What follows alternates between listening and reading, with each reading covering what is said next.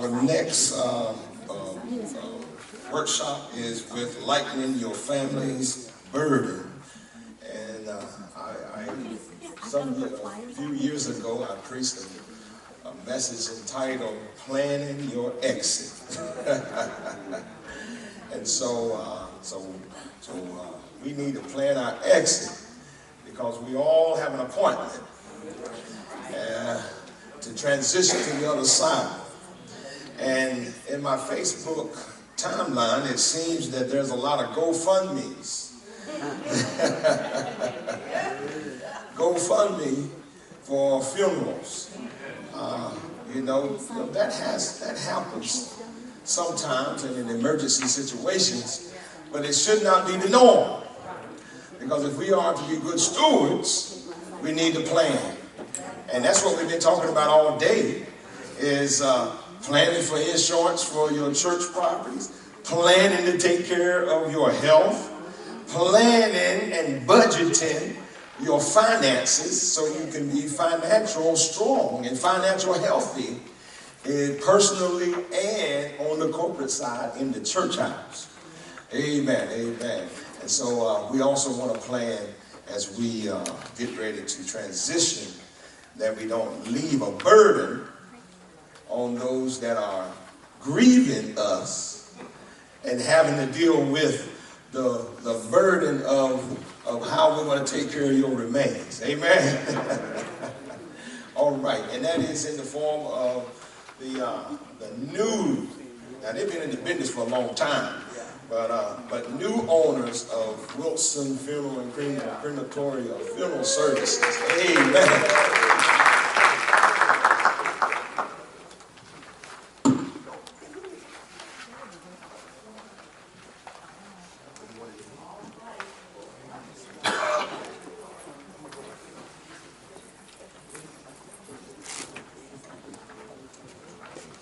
Good afternoon, everybody. We won't be before you go into it, man. And while they're pulling up the PowerPoint, there are some paperwork being passed out for the same presentation. First, I want to thank Elder Hunter for allowing us to present to you today.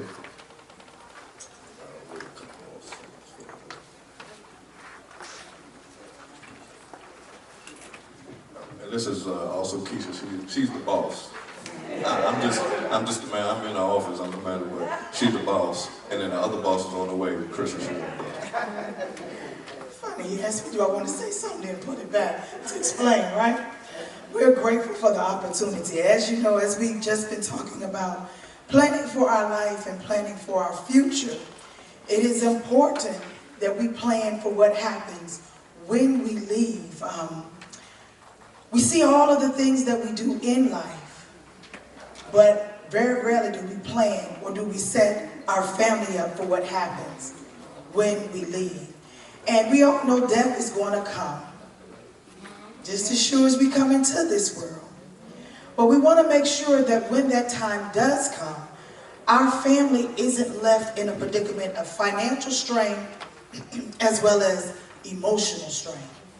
And so in talking about the purposes of pre-planning, it is important to understand how it helps your family. We talk about having birthday parties, but the minute you talk about a service, everybody turn around and look to the left, or they put their finger up and walk out the door. But it's time for us to have these real conversations. I'll just kind of go ahead. So if everybody has the handout. So you ask yourself, what is pre-planning? So pre-planning is the ability to select your services and items before death for either yourself or for others. And I know quite a few of us in here have done that. If you haven't, we can help you with that. And so what are the benefits of pre-planning? One, it allows you to pick what you want and what you desire without any stress or a clear mind. It can also lock in today's pricing, whatever you pick out. And if you start a pre-plan, you can lock in today's pricing. And then also it relieves the stress for your family. So at the time of the death, at the time of your death, they won't be as stressful. All they have to do is just bring in what you've planned, and then the funeral home can execute that. All right, so during the pre-planning process is a very easy and simple process. There are pretty much 3 steps that will take place. First, the funeral home will collect vital information from you, and that's just the information that will go onto your death certificate. So things, you know, your mother or your father's name, social security, you know, the important information. And also, during these arrangements, we like to ask you, because at the time of your death, your family might not know the information. So it's always best to ask you. Also, during the process, we will discuss the products and the services that you want to have. So you might want to have a viewing, you might want to have a church service, you might want to have a funeral home service. You might want to be buried or cremated. So those are the types of services that we'll talk about. We'll also pick out different caskets, different vaults. We'll talk about flowers, programs, death certificates. We can add all of that into the pre-plan. Also, once we have gotten all that together, we will finalize and talk about how you want to pay for the pre-plan.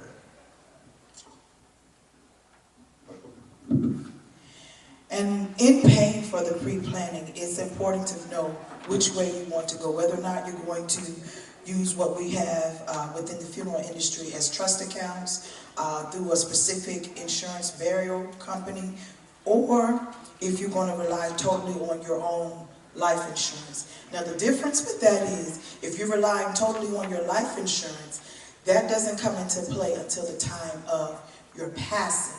Whereas in the pre-need burial insurance company, you lock in the rate then and you start making the monthly payments, or you can pay it up front, whichever you choose, but it guarantees what you have. And I'm going to back up a minute, because what Mr. Wilson was talking about selecting your services and selecting what you want, we all have particular preferences for how we think we want everything to go. But then let's be real, we also have that family member. Well, I don't think Big Mama really wanted it that way. Well, she never said, I wanted to do it this way. Well, when you pre-plan, it's written in the contract. So when they go back, well, I don't see that. It's right here. So you can have what you want. And then the other thing is, like we just talked about, the reality is, people have to utilize GoFundMe now, because times are getting a little tighter. The economy is on a hamster wheel right now. And so it's disheartening when you have to see a GoFundMe, when if we go ahead and have these real life conversations about pre-need. And I'm not just talking to my seniors, I'm talking to my age bracket, as well as those that are younger. It's time to really get serious about pre-planning, because the cemetery is not just taking the old, they're taking the young too. Yes, ma'am. So when you do the pre-planning, can you pay for the opening and closing of the grave? Yes, ma'am. So what happens is that's a separate transaction. So most cemeteries you can do that. There are a few cemeteries that you can't pay for the opening and closing until the time of passing, but you can pay for the space, the head marker, and open and close. It just depends on the cemetery. And if you purchase the casket in advance, and it's locked in, do you just get a casket that's comfortable to what it was when you do it? Or Right, good question. So if at the time of your passing, the casket that you selected is not available, the funeral home has to show you something that's comparable to what you selected. Yes, ma'am. comfortable now or comfortable? Yes. So if you selected a nice wood casket now, we would have to show your family that something that's comparable to that wood that you selected today. You jumped ahead of my question. Well, no, that's good. That's good. Okay, good. So, as you said, the two forms of payment for the pre-arrangement are the trust accounts and the insurances. Next slide. So, some funeral homes use trust accounts. With these, the prices aren't locked in until the whole trust is paid in full. But also with these, you can make payments. Well, there's no set time or amount to be for the payments. Next slide. The other side to that is the insurance. And so that's what Reverend Wilson was talking about as far as you can make monthly payments or what have you. With the insurance, it's based off of your age and the cost of the service. So say for instance, your service came to $8,000. I'm just using that figure. Came to $8,000. The face amount of that policy would be the $8,000 as opposed to having an independent insurance for like $20,000, $30,000, or $40,000. Also, with starting the contract with the insurance, it locks in today's pricing. And then normally you have 3, 5, 7, or 10 years, depending on your age, as far as length of payment. Next slide. So what, go back a slide. I'm sorry. So what do I do now? You ask yourself. First, you have to select a funeral home of your choice, one that you are comfortable with, one you have a relationship with, one that meets your needs, one that some people look at location, but it's really on what you prefer. Discuss that funeral home services and prices. If you already have a pre-need somewhere but want to switch firms, you can do that. That's the good thing about it being locked in and being within an insurance or trust. Normally the funeral home that you switch to, they will honor whatever you have. But there could be an additional cost depending on that funeral home service. And then also have a discussion with your family about your choices, your decisions, and the arrangements that they have so they'll be aware of who to call and what to do. Just make sure your files are in a safety deposit box or somewhere that they can get to that information. Are there any questions? It's pretty straightforward. Any questions? Well, he said something while we're getting ready to take questions about switching firms.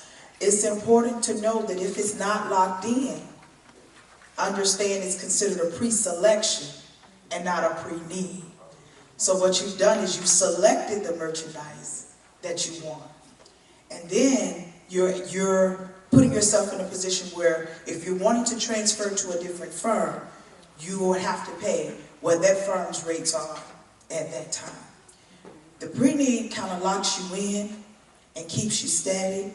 Now do understand, as he said, if we do not have the merchandise, we find something comparable.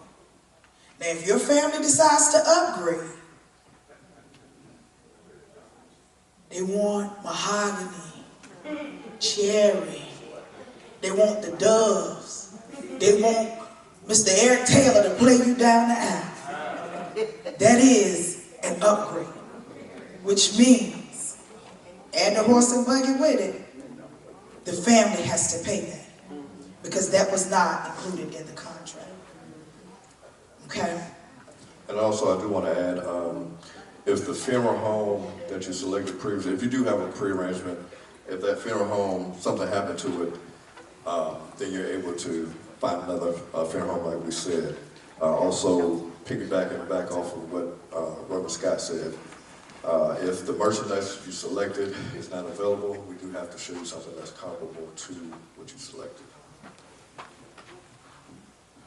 Yes, ma'am. I'm noticing a trend, and maybe because I live in a small town, but I'm noticing a trend that a lot, even when I was growing up, and I grew up in Cincinnati, we had black funeral homes. And we all had our funeral homes and we knew where we were going to go. But I'm noticing a trend now that a lot of people are using, shall I say, not black funeral homes, which concerns me a bit because historically there's something different about how we bury the dead. Are you noticing that same type of trend in your experience that people are, because they say that it's less expensive to go to a white funeral home? Are you noticing that? It can be more expensive to go to a white funeral, yes ma'am. No. I'm sorry. I'm thinking it's less to go to the white funeral home. And I'm seeing Price people cutting. going to the white funeral homes. Their prices are lower than that. No, it's the other way around. What? The black funeral homes are actually less than the white funeral homes. Oh, not in a small town. In a small town. It depends on where you are. Okay. Yeah, I'm noticing that when I go, but the problem is that people do not treat funerals and burials and the way you comport yourself with ministers and families in the same way that it's done traditionally in the black funeral. Yes, Oh, It okay. really just depends on where. It just might be Stanton. Okay, all right. Yes, sir. Let me congratulate the Wilsons for their new business.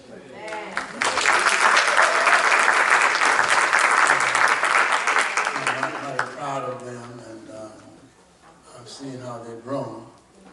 And I'm going to visit your funeral facility alive. Since I have a chance. My question is this. We've known people to be buried in the wrong spot in the cemetery, and they've had to be dug up. Who pays for that?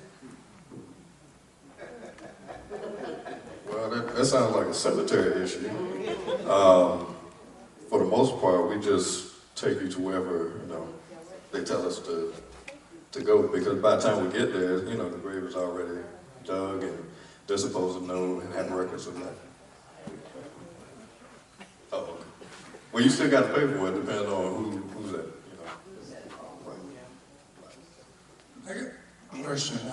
Just for, I guess, my own edification, the difference between the cost for cremation versus regular service or burial, whatever. Yes, sir. So with cremation, there are 3 different types of ways you can do cremation. You can do a direct cremation, which means there are no services at all. You can do a direct cremation with memorial service, which means you will not be present. We'll just display an urn or flowers.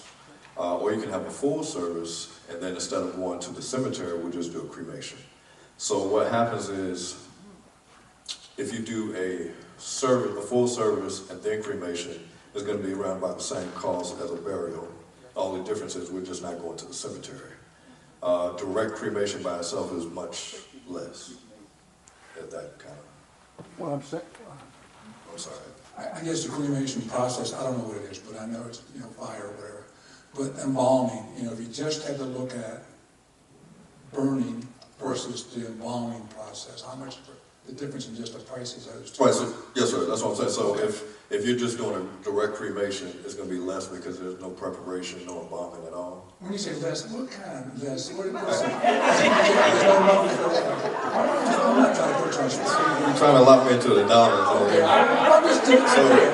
So if you look at TV, you'll see the commercial that says a national average. So for burials, the national average is probably about like 9,000 to 10,000. For cremation, a national average is probably about 2,000 to 4,000 for cremation. Okay. And that's without trying to lock me into it.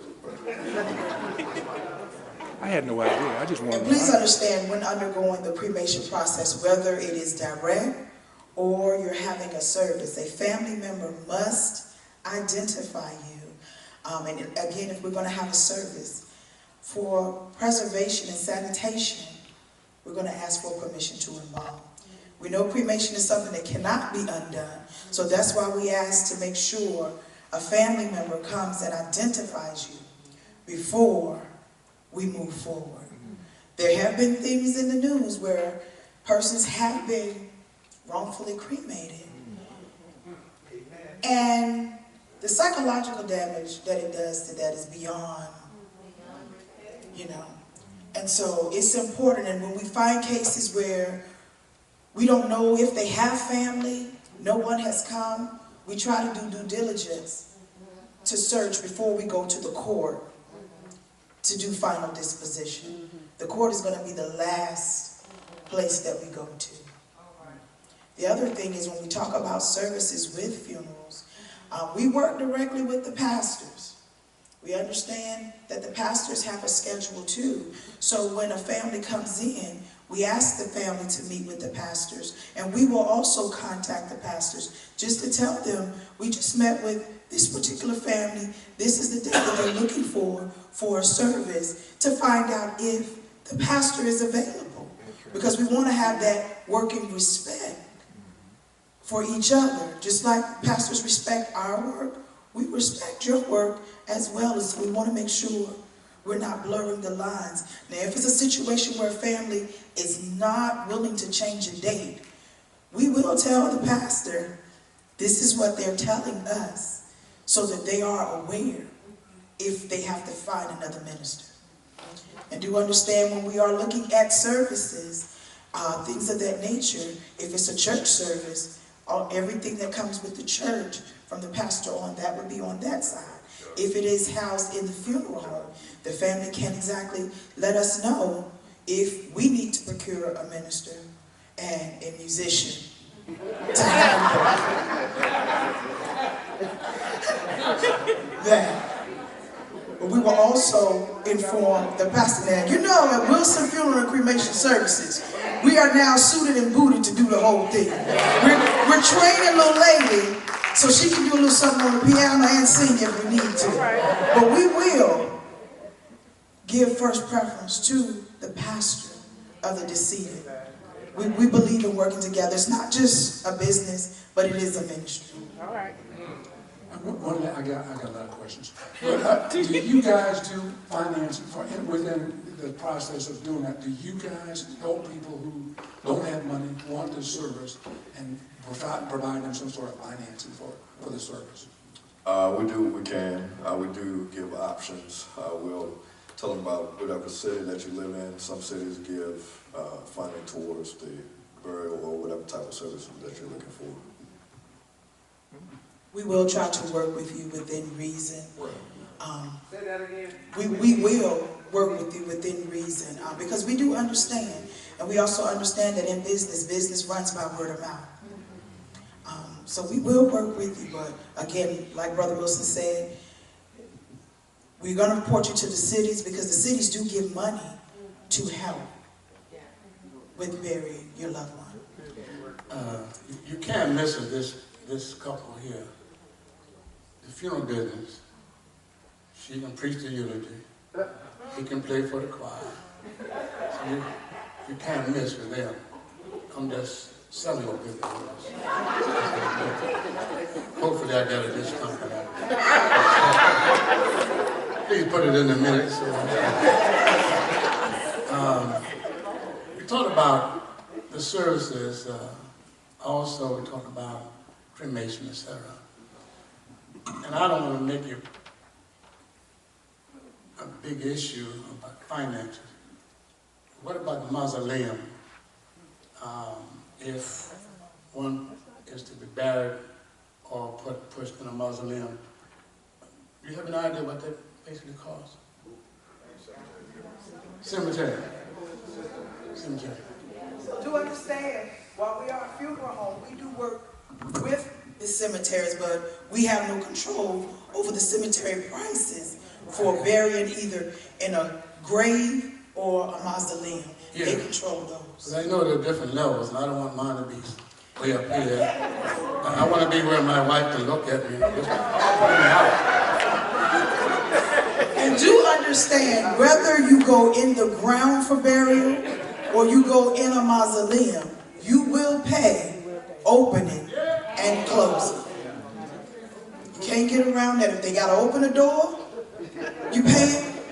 When they close the door, you're going to pay. Elder Hedwig, if you're at the time, be closer to Jesus.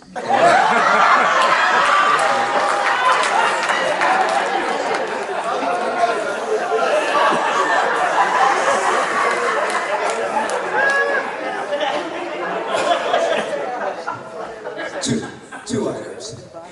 The first item, if you are a veteran, there are certain benefits available to you. Make sure that your family know how to contact the VA so that you can get those benefits associated with the burial. And if you go to a federal national cemetery, because anything that gets buried there. So I want to make you veterans know that. Now, then the next thing, Board of Examiners. Personal experience. Pastors don't go to the funeral home, but they're playing. Don't go to the cemetery for the plan. In my naivety, I paid for funerals. In my naivety, don't go. I love you. I'm gonna preach your funeral, but I ain't paying for your funeral. I've done it in the past, and I'm just sharing with the pastors. I mean, we're compassionate people, or at least we ought to be compassionate people. But sometimes compassion can get in the way of good common sense. And it got in the way of my common sense. He mentioned a key thing. One moment. For veterans, make sure you have your DD-214. Because that is the thing that we're going to need, first of all, to make sure that we can first get you your flag. Because you served your country. And then whatever honors you are due, whether it is full or partial honors, whether you get the 21 gun salute, along with the bugler, the DD-214 is what we need. And then I encourage veterans, utilize the Veteran Cemetery. You served your country, and it's not a hardship on your family because you, the veteran, do not pay. If your spouse goes, there is a fee. But the veteran does not. And that lessens the burden on the family. Yes, ma'am. Answer my question. Oh, yes, ma'am. Yes.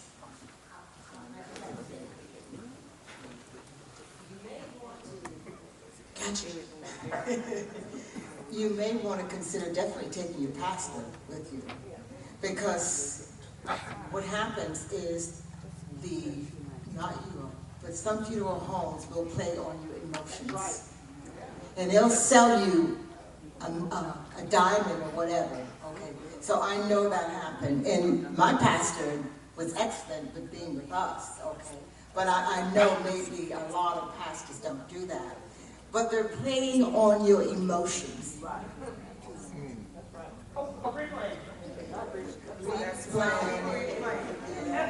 Not at the That is why you That's why you pre-plan. Because if you pre-plan, and see, this is the reason, because emotions run high. When we get emotional naturally, we're not really thinking when it's time to make decisions. So imagine if your family member is sitting at the table. They're being asked a barrage of questions, and all you see is dollar signs. You're trying to figure out which way to go. I can talk about it because it happened to me with my dad. It's important to be able to make level-headed decisions. You can't really make a sound decision when you're overcome with grief. And then the other thing is if I can say this, only bring people to the conference that have the checkbook. We oftentimes bring la-di-da to everybody, and everybody want to interject for what they think you should get. And then when you look at your bill, you try to figure out how you on the hook for a $50,000 funeral, and everybody else done backed out the room. You selling chicken and yacht dinners. I have to be real because we see it all the time. While people may have good intentions, if they're not helping you with that bill, kindly ask them to sit outside. Remember I said, pre-planning is best.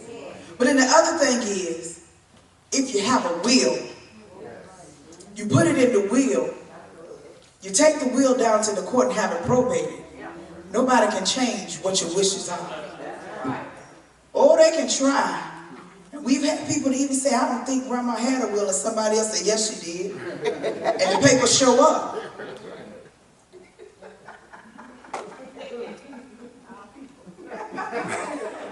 people have a clever way of doing things.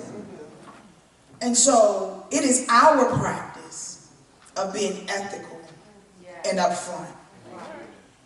We are not trying to take you to the bank. Just like you're living, we have to live too. And so we do things, and we will help you. But all do understand, we can see when the game is being played too. We can see. Because I'm a firm believer people pay for what they want. Don't come with your toe-down sneakers and your rusty pickup. Then when I come to the house, you're not living in Shady Acres. You got crystal floors and crystal doors. But you just told me you can't pay for this. Because I'm gonna have to be honest with you.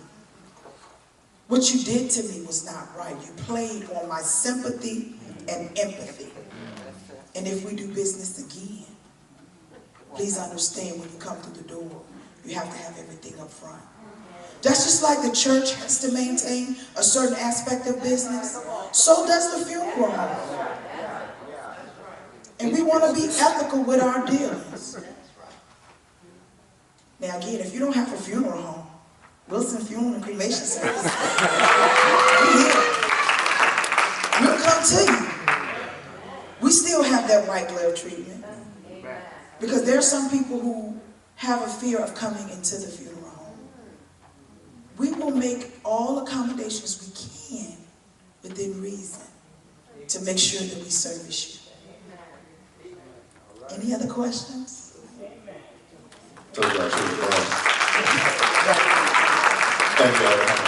Thank you so much for allowing us this time.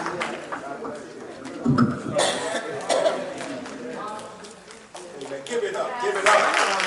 New owners in Norfolk, Virginia. They're all over the state of Virginia and North Carolina, right? Amen, amen. So they can help some of your family members that reside outside of Virginia in North Carolina. Where? Yes, in North Carolina. Yes. So we are definitely excited about all the information that we have received today. Man, this has been very, very interesting and informative. I gotta do two things before we go on our final break and go to dinner. This morning, I was pressed for time and didn't get to approve the budget committee because we already formed the district, the organization of the district at the planning meeting in Richmond. If you still have your book, it's the same name that's in there. Last year, we had the following people serving on the budget committee. That's Reverend Reuben Boyd, Reverend Andre Jefferson Sr., Reverend John Swan, Reverend Amy Hodge, Reverend Sylvester Colvin, Sister Gwen Davis, Sister Matilda Watson, Sister Connie Snell, and Brenda Holloman. Amen, for the budget committee. So if I can get a second on that, we can move on. Second. All right, probably moving the second that we will receive the following names to continue to serve on the budget committee of the PRD. Are you ready for the question? All those in favor may do so by saying aye. Aye. Those opposed say no. Ayes have it, the motion is carried. Thank you so much for allowing me to come back, circle back, and take care of that business there.